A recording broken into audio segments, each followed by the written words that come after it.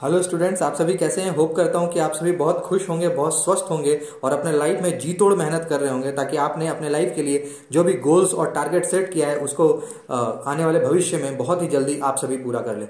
अपनी वीडियो को शुरू करने से पहले आप सभी से रिक्वेस्ट करता हूं कि अगर मेरे वीडियो का कंटेंट आपके लिए यूजफुल हो, डायडेक्टिक हो, तो प्लीज़ इस वीडियो को ज़्यादा से ज़्यादा शेयर करें अपने फ्रेंड रिलेटिव के साथ। सारे सोशल मीडिया के हैंडल्स पे आप जहां कहीं भी हों, आप प्लीज़ इसे शेयर करें। आज का जो टॉपिक है जो मैं आपको कराने जा रहा हूं, ये नेट के लिए बहुत ही इंपॉर्टेंट है और ये जो है बहुत ही छोटा टॉपिक है। आप इसमें कम पढ़कर ज्यादा मार्क्स स्कोर कर सकते हैं, बल्कि फुल मार्क्स स्कोर कर सकते हैं। ये टॉपिक है आईसीटी का, information and communication technology. Hindi में अगर कहें तो सूचना एवं संचार तकनीक। ये बहुत ही कंसाइज टॉपिक है। इट मीन्स कि छोटा है, इसमें कम पढ़ना है और 5 क्वेश्चन इससे आते ही आते हैं, तो 5 to 10 मार्क्स आपके पक्के इसमें हो सकते हैं कम पढ़कर। अब आप सबसे पहले तो आज इसका इंट्रोडक्शन क्लास है, तो मैं इसका थोड़ा इंट्रोडक्शन आपको दे दूं। देखिए, आईसीटी में 3 तरह के एजुकेशन है। एक तो आईसीटी एजुकेशन, दूसरा है आईसीटी सपोर्टेड एजुकेशन और तीसरा है ICT enabled education. ICT education का क्या मतलब होता है? जो मैं अभी आपको पढ़ा रहा हूं, इंफॉर्मेशन एंड कम्युनिकेशन टेक्नोलॉजी। इसमें कंप्यूटर और कंप्यूटर से रिलेटेड जितनी भी सारी डिवाइसेस हैं उसके बारे में आप पढ़ते हो ब्रीफली। ठीक है, क्लास आजकल तो क्लास फर्स्ट से ही कंप्यूटर के का नॉलेज जो है स्कूल लेवल पे भी देना शुरू कर दिया जाता है। तो ये हो गया आईसीटी का एजुकेशन, आईसीटी से संबंधित शिक्षा।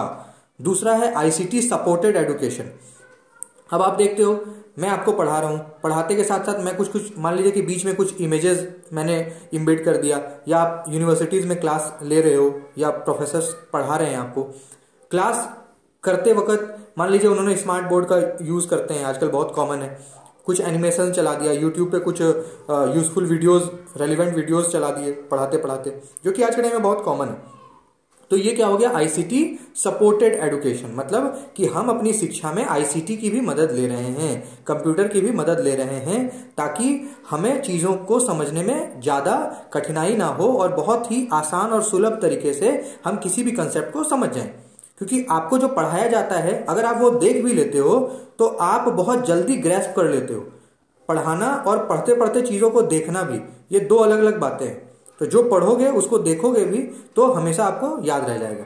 एग्जाम्पल के तौर पे आपने जो क्लास 8th में पढ़ा होगा, 9th में पढ़ा होगा, वो शायद आपको याद ना हो, लेकिन आपने 2010 में जो मूवी देखी होगी उसका भी आज के टाइम में अगर आपसे स्टोरी पूछ दी जाए, अगर आपने मूवी देखी है तो आप जरूर बता दोगे।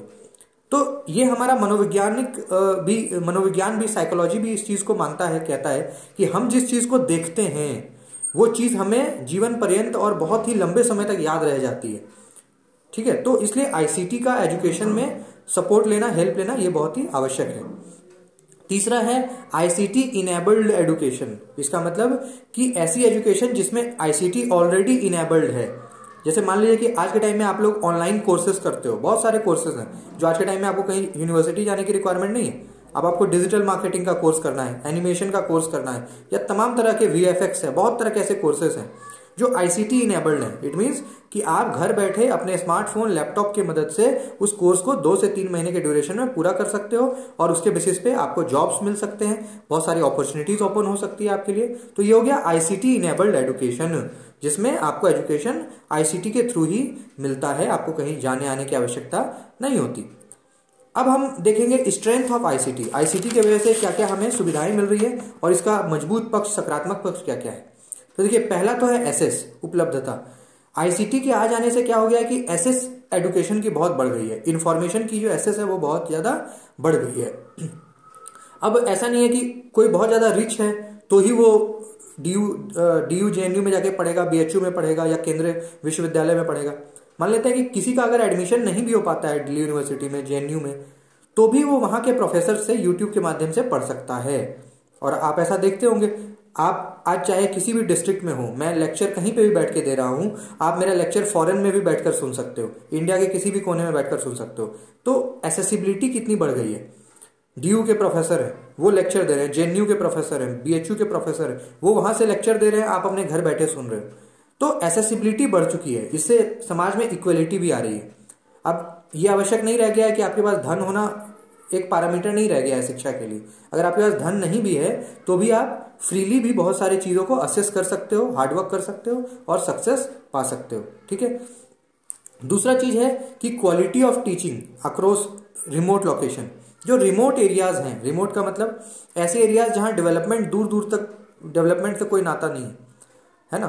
जैसे आप थोड़े बैकवर्ड स्टेट्स हैं, है ना, जैसे मान लेते हैं कि बिहार है, झारखंड है ना, उड़ीसा है, जहाँ पे थोड़े पिछड़े राज्य हैं, तो वहाँ पे भी आईसीटी के माध्यम से आज के टाइम में बच्चे असेस कर रहे हैं। ठीक है, उनको भी सारी सूचनाएं, सारा नॉलेज फ्रीली अवेलेबल हो रहा है। और यूट्यूब एक इसका बहुत ही लाइवली वाइब्रेंट एग्जाम्पल है। यूट्यूब के माध्यम से आप कहीं पे भी रहें, कोई फर्क नहीं पड़ता, आपको एजुकेशन मिल रहा है। और पूरे कोरोना टाइम में आपने देखा है कि किस तरह से आईसीटी ने जो है पूरे देश को संभाला, है ना। हमारी पढ़ाई में कोई डिस्टर्बेंस नहीं हुई। बस ये हुआ कि हम शारीरिक रूप से स्कूल, कॉलेज, यूनिवर्सिटी नहीं जा पाए, लेकिन घर बैठे हमने सारी शिक्षा ली, हमारा समय खराब नहीं हुआ। तो थैंक्स टू आईसीटी। ठीक है जी। इसके बाद है हमारा हायर एजुकेशन इंस्टीट्यूट्स, जो उच्च शिक्षा भी हैं, जैसे यूनिवर्सिटीज, कॉलेजेस, जहाँ लेबोरेटरी का काम ज़्यादा है, रिसर्च का काम ज़्यादा है ना, शोध होता है, तो वहाँ पे भी आईसीटी का काम बहुत ज़्यादा बढ़ जाता है। आईसीटी की मदद हम लेते हैं ताकि हम अपने रिसर्च को अच्छे से कर पाएँ। हम अगर पहले के टाइम में मान लीजिए कोई रिसर्च करता था, पीएचडी करते थे, तो उनको क्या होता था, बहुत ज़्यादा कॉस्टिंग आती थी, क्योंकि उनको अपने रिसर्च के लिए दिल्ली, बम्बई, बेंगलुरु, कलकत्ता, चेन्नई, ये सब जगह जाना पड़ता था। वहाँ लाइब्रेरीज है तो वहाँ जाना पड़ता था। अब आज के टाइम में ऑनलाइन हर चीज़ अवेलेबल है, आप किसी भी लाइब्रेरी की कोई भी बुक ऑनलाइन पढ़ सकते हो, है ना। थोड़ा बहुत चार्जेस है, या बहुत सारा तो फ्री ऑफ कॉस्ट भी है।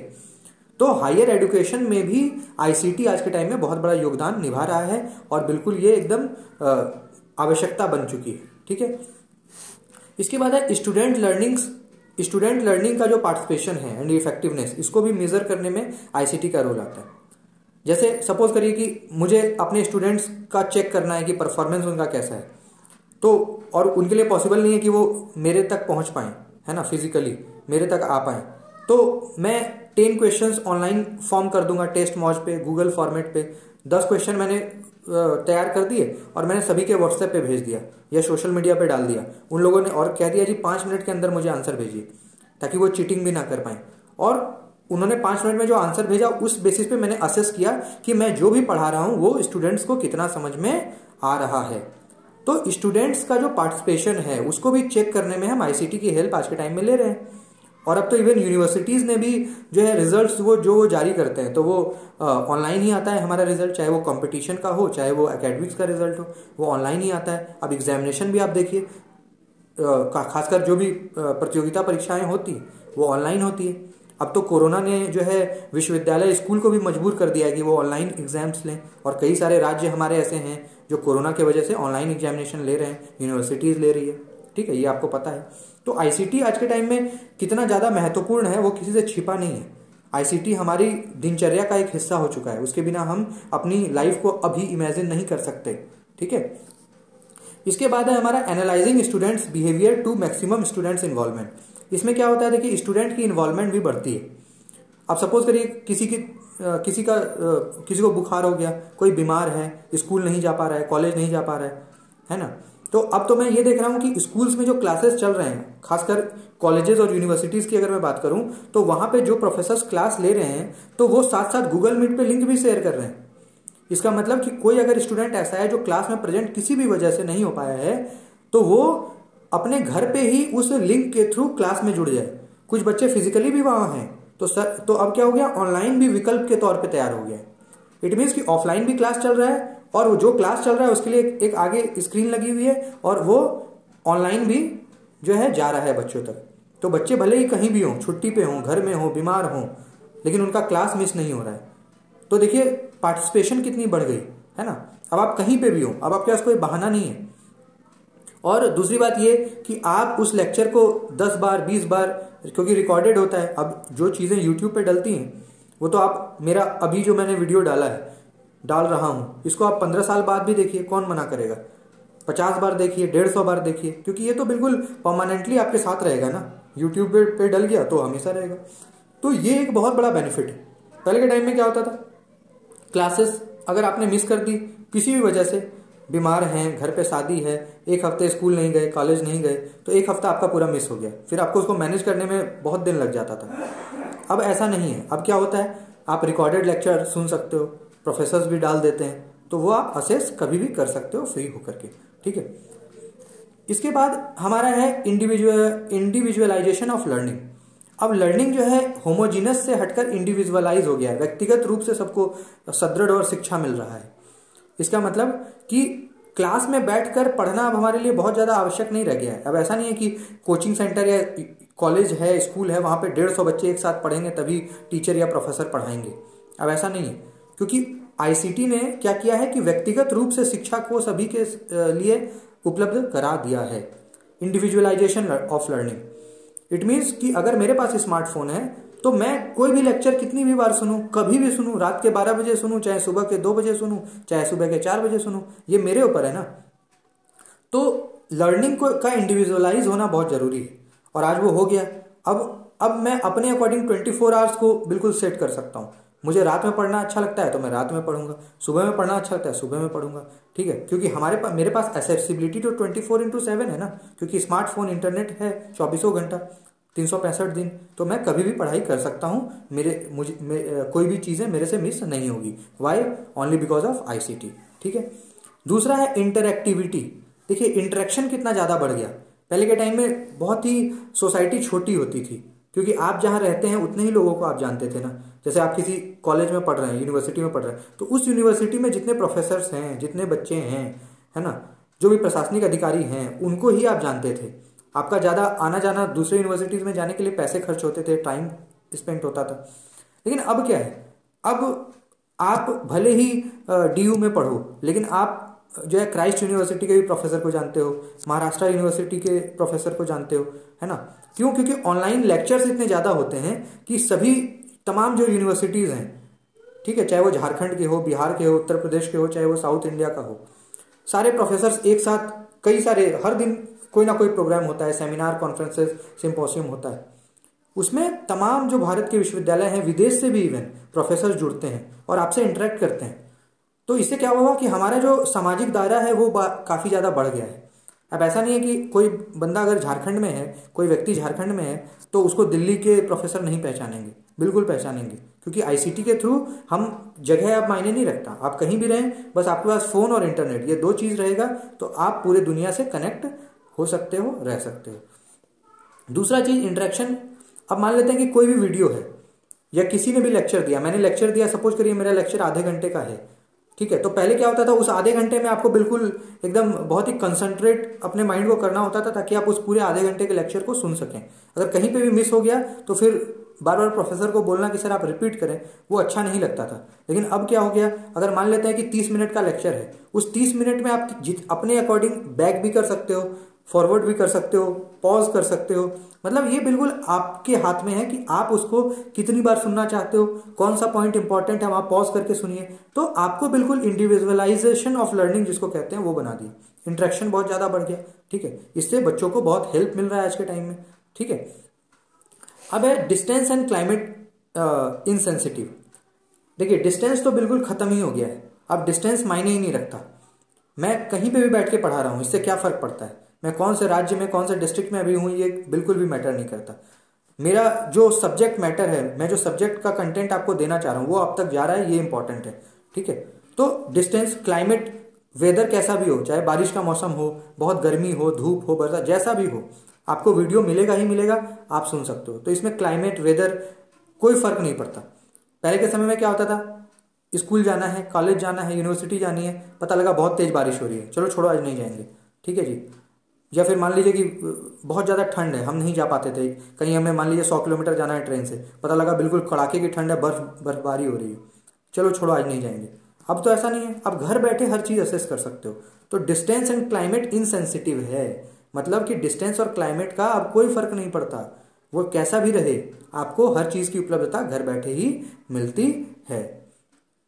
अब क्या है, मोर इकोनॉमिकल है और डिलीवरी बहुत हाई है, ठीक है, वाइड रीच है, मतलब कि डिलीवरी बहुत फास्ट है। मैंने यहाँ पे वीडियो बनाया, डाला और अगले सेकंड आपने देख लिया, ठीक है। वाइड रीच है, मैं यहाँ से वीडियो डाल रहा हूँ, मान लीजिए कि मुंबई के भी बच्चे देख रहे हैं, महाराष्ट्र से देख रहे हैं, साउथ इंडिया, इवन फॉरेन से भी बच्चे इसको देख सकते हैं। जो भी मैं कंटेंट डाल रहा हूं इसको बहुत ही इजीली देख सकते हैं। ठीक है, तो रीच इसका क्या है, बहुत ही वाइड है।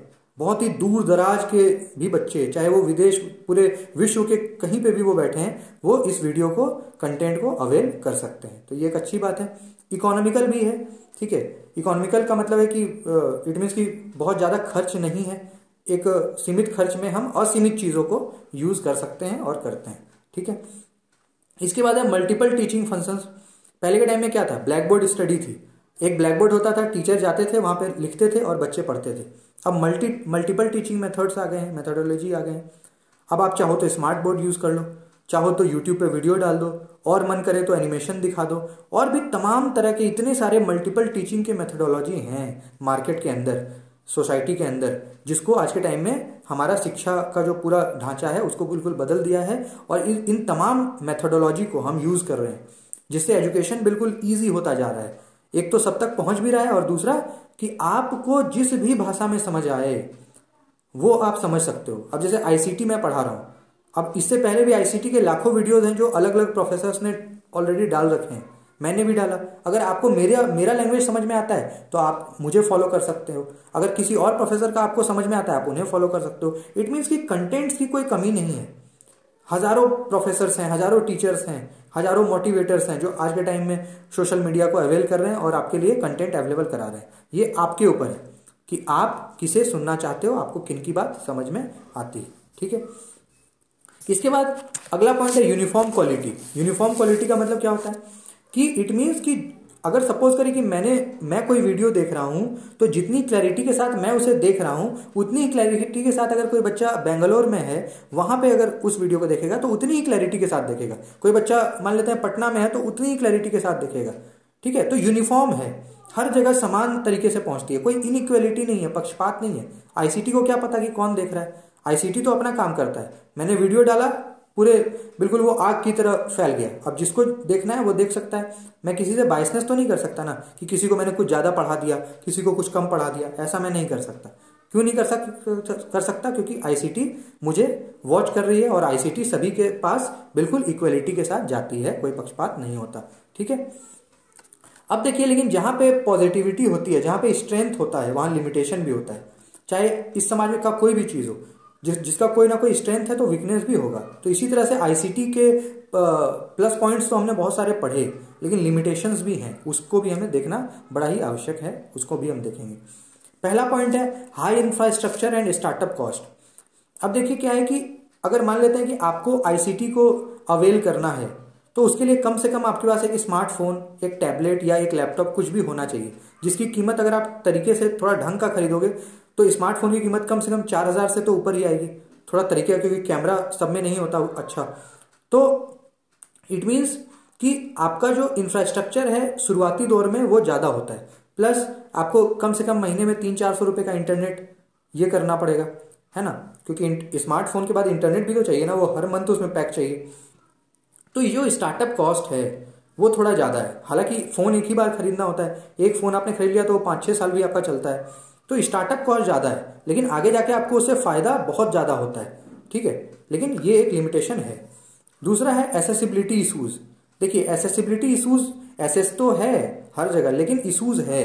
कोरोना में ये बहुत ज्यादा न्यूज में भी आया था कि कुछ ऐसे दूर दराज के पहाड़ी क्षेत्र हैं, जैसे कश्मीर के कुछ ऐसे क्षेत्र हैं जहां इंटरनेट का जो है अवेलेबिलिटी उस तरह से नहीं है जितना दिल्ली, बिहार, उत्तर प्रदेश में है। तो दिल्ली, बिहार, उत्तर प्रदेश के बच्चे तो सारी चीजों को असेस कर रहे हैं क्योंकि उनके पास इंटरनेट है। और उन बच्चों के बारे में सोचिए जो कश्मीर की पहाड़ी पे रहते हैं, हिमाचल की पहाड़ी पे रहते हैं, या मान लीजिए कि मेघालय, मणिपुर वगैरह में हैं जहाँ इंटरनेट की उतनी अच्छी सुविधा नहीं है जितनी होनी चाहिए, तो उनके साथ कहीं ना कहीं बायसनेस हो रहा है। तो ये सरकार की अब जिम्मेदारी बनती है कि पूरे इंडिया में बिल्कुल यूनिफॉर्म बेसिस पे, है ना, यूनिफॉर्मली इंटरनेट का अवेलेबिलिटी वो कराएं, ताकि स्टूडेंट कहीं भी रहे, गांव में रहे चाहे शहर में रहे, पहाड़ पे रहे चाहे फिर प्लेन में रहे, उनको इक्वल एक्सेस इंटरनेट का मिले। इस चीज का सरकार को जिम्मेदारी है और सरकार इस पे काम भी कर रही है। ठीक है, इसके बाद है कंटिन्यूअस टीचिंग ट्रेनिंग रिक्वायरमेंट। अब देखिए, आईसीटी है तो बहुत अच्छी चीज, लेकिन इसके लिए ट्रेनिंग का रिक्वायरमेंट होता है, वो भी कंटिन्यूअस बेसिस पे। इट मीन्स कि निरंतरता के साथ आपको ट्रेनिंग चाहिए। देखिए, तकनीक हर दिन अपडेट होती है ना। अगर मैं आज यूट्यूब पे वीडियो बना रहा हूँ तो मुझे भी बहुत कुछ हर दिन सीखना पड़ता है ताकि मैं अपने आप को अप टू डेट रख सकूँ। तो ये है कि जो ऐसे लोग हैं जिनको आईसीटी का नॉलेज है उनके लिए तो ठीक है, पर जिनको आईसीटी के बारे में कुछ नहीं पता है तो उनके लिए जरूरी है कि वो अपने आप को अप टू डेट करते रहें, अपने आप को, उनको ट्रेनिंग चाहिए। ठीक है, तो गवर्नमेंट के भी ऐसे कई सारे स्कीम्स हैं जिसमें आज के टाइम में आपको, जैसे कौशल विकास योजना है, आपको स्किल डेवलपमेंट प्रोग्राम के तहत बहुत सारी चीजें सिखाते हैं, है ना। तो ये ऐसा चीज नहीं है जैसे पहले के टाइम में क्या था, किसी कोई प्रोफेसर है, उन्होंने बिल्कुल अच्छे से इंग्लिश के हैं तो इंग्लिश का उन्होंने पढ़ लिया, वही जीवन भर पढ़ा दिया। अब ऐसा नहीं है। अब बच्चों के पास एसेसिबिलिटी बहुत ज्यादा हो गई है तो उनका डिमांड भी ज्यादा है, वो आपसे डिफरेंट टाइप्स ऑफ क्वेश्चंस पूछ सकते हैं। तो उसके लिए आपको बहुत ज्यादा स्टडी करनी होगी, है ना, क्योंकि पहले बच्चों के पास तो उतनी मटेरियल थी नहीं, जो प्रोफेसर पढ़ाते थे वही पढ़ते थे। पर आज के टाइम में तो वो प्रोफेसर से ज्यादा पढ़कर आते हैं, उनको और ज्यादा तरह तरह के क्वेश्चंस वो आपसे पूछ सकते हैं, क्योंकि यूट्यूब पे, सोशल मीडिया पे, इंटरनेट पे इतनी सारी वैरायटीज और इतने सारे कंटेंट्स अवेलेबल हैं कि वो आपको अप टू डेट अपने आप को रखना ही पड़ेगा। तो इसमें एक चीज है कि आपको ट्रेनिंग चाहिए, वो भी कंटिन्यूअस, निरंतर आपको ट्रेनिंग हर दिन अपने आप को अप टू डेट करना होगा, अदरवाइज आप पिछड़ जाएंगे। ठीक है, इसके बाद एक चीज और है, प्लेजियरिज्म।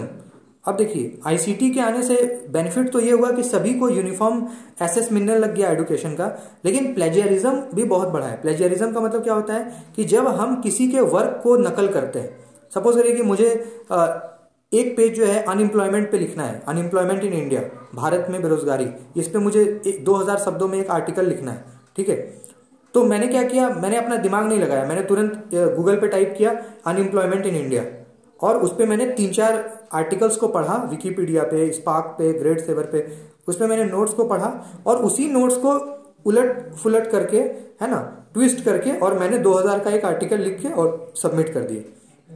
तो इसमें मैंने अपने माइंड का तो यूज नहीं किया, मैंने क्या किया, इंटरनेट पे टाइप किया, इंटरनेट पे बहुत सारे आर्टिकल्स थे, उसी को मैंने मिक्सअप करके अपना एक आर्टिकल तैयार कर दिया। तो आज के टाइम में ये बहुत बड़ी इशू है, बहुत बड़ा समस्या है हमारे सामने कि हम अपने माइंड को यूज नहीं करते। हम बस ये कोशिश करते हैं, हमें कुछ भी चाहिए बस तुरंत इंटरनेट पे देखा और उसको एज इट इज लिखा या थोड़ा बहुत वर्ड्स को चेंज कर दिया और सबमिट कर दिया।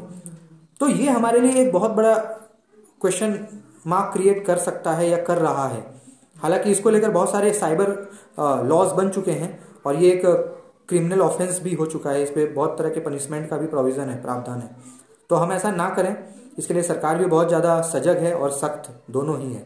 पर ये प्लेजियरिज्म की जो समस्या है ये बहुत ज़्यादा है, खासकर हायर एजुकेशन में जब आप रिसर्च करते हैं तो वहाँ पे भी ये समस्या देखी जाती है। तो इससे हमें बचना चाहिए। तो ये कुछ लिमिटेशंस हैं जो आईसीटी के हैं, जिसे हमें चेक करना है, टाइम टू टाइम हमें चेक करते रहना है ताकि ये लिमिटेशंस बिल्कुल खत्म हो जाएं और हमें आईसीटी का ज़्यादा से ज़्यादा क्या मिले, बेनिफिट मिले। तो ये था आईसीटी का इंट्रोडक्शन। ठीक है, इसको अच्छे से समझिएगा, इससे भी हो सकता है कि क्वेश्चन कई बार आता है। तो जब आप कोई टॉपिक पढ़ते हैं उससे पहले आपको इंट्रोडक्शन का जानना बहुत ही आवश्यक होता है, ताकि जब मैं अब आगे का लेक्चर दूंगा आईसीटी का तो आप चीज़ों को बहुत अच्छे से समझ सकें। लास्ट में फिर से रिक्वेस्ट कर रहा हूं कि अगर वीडियो का कंटेंट आपको अच्छा लगे और आपके लिए बेनिफिशियल हो तो प्लीज़ आप सोशल मीडिया के जहां भी सोशल मीडिया पे आपका अकाउंट है, आप प्लीज़ इस वीडियो को शेयर करें। Thank you, have a nice day.